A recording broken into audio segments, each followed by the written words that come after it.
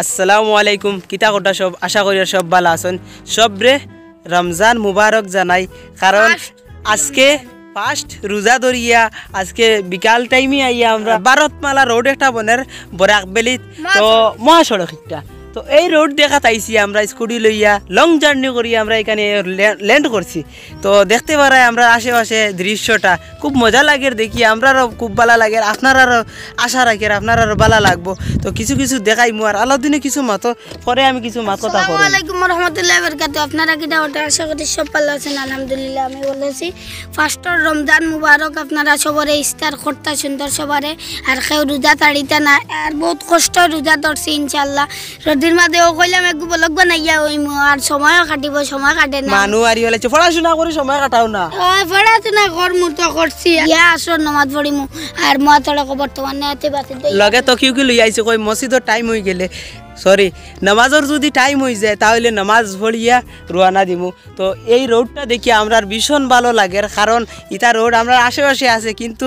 একটা দেখতে আলাদা ভালো লাগে কারণ নতুন নির্মাণ অন্যান্য এই কাজটা বরাকবেলির মাঝে ভারতমালা একটা রোড ইটা বহুত দূরই থেকে কিনার তো যাই হোক ইটা দূরই আমরা আঠিয়ে যাইতাম পারতাম না ওটা জায়গাতে আমরা আইয়া উপস্থিত হয়েছি। আর এখান কিতা জায়গার নাম রে জগদীশপুর পড়ছে নানি জায়গার নাম জগদীশপুর পড়ছে।